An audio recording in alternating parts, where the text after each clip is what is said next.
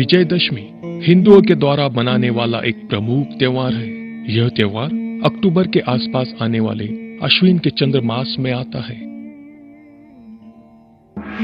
बुराई के ऊपर अच्छाई की जीत की मान्यता के रूप में इस त्योहार को विजयादशमी बुलाया जाता है। बहुत दिन पहले महिषासुर नामक एक राक्षस रहता था।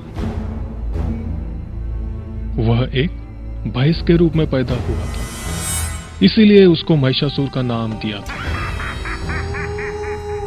एक शक्तिशाली राक्षस होने के नाते महिषासुर इस ब्रह्मांड के तीनों लोकों को जीतने के लिए बेताब था। अपनी इच्छा को प्राप्त करने के लिए वो ब्रह्मा जी की प्रार्थना करने लगा। जब उसकी तपस्या धूप और आंधी, भूख और प्यास के बावजूद सालों साल चलती रही, तो ब्रह्मा जी को महिषासुर के समक्ष प्रत्यक्ष प्रकट होना ही था। महिषासुर ने ब्रह्मा जी से यह वरदान प्राप्त किया था कि ब्रह्मांड में कोई भी आदमी उसको मार नहीं सकता, क्योंकि उसको भरोसा था कि कोई भी औरत उसके साथ लड़ नहीं सकती। वरदान प्राप्त होने के बाद महिषासुर पूरे ब्रह्मांड पर टूट पड़ा और लोगों के ऊपर अत्याचार करने लगा। यहां तक कि ब्रह्मा, विष्णु और शिव भी उसको नियंत्रित नहीं कर पाए। इसीलिए उन्होंने महिषासुर को हराने के लिए एक तरकीब सोची। क्योंकि महिषासुर को मारने के लिए एक औरत को ही मौका था, तो उतनी शक्तिशाली औरत बनाने की कामना की। उन्होंने एक साथ अपनी ताकत जोड़कर दुर्गा देवी का आविष्कार किया। दुर्गा देवी एक या दो नहीं, बल्कि 18 हाथों से लड़ने के लिए तैयार हो गई। सब देवताओं ने अपने अपने आयुधों को दुर्गा मां को उपहार के रूप में दिया। विष्णु ने अपने सुदर्शन चक्र को और शिव जी ने अपने त्रिशूल को भेंट दिया। इंद्र ने अपने वज्रायुध को पेश किया। ऐसे महान हथियारों को हाथ में लेके दुर्गा माता एक शेर के ऊपर चढ़कर महिषासुर से युद्ध करने निकल पड़ी।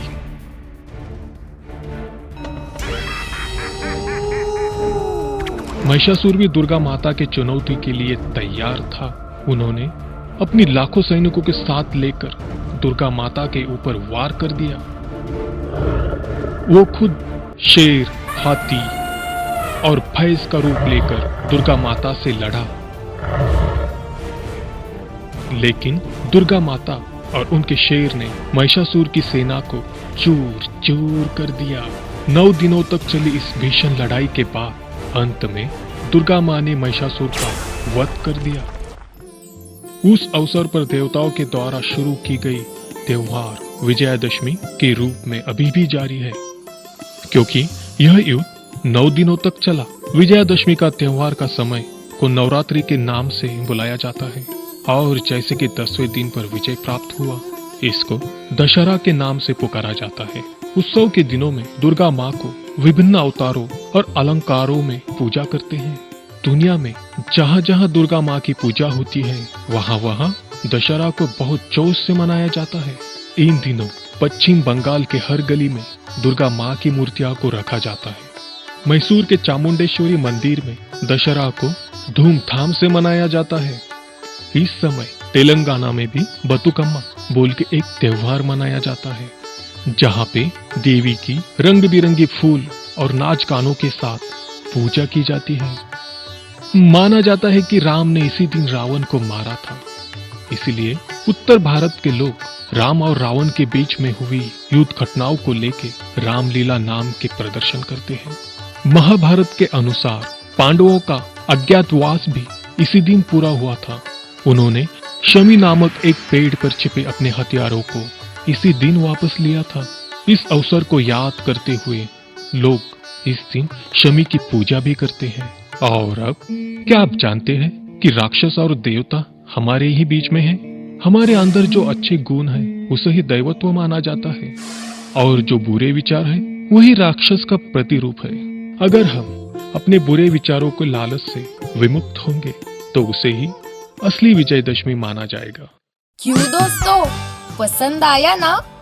ऐसे ही प्यारे प्यारे लाजवाब वीडियोस देखने के लिए प्लीज आपके मम्मी पापा से सब्सक्राइब करने के लिए कहिए ना। हम और भी मजेदार वीडियोस आपके लिए ला रहे हैं।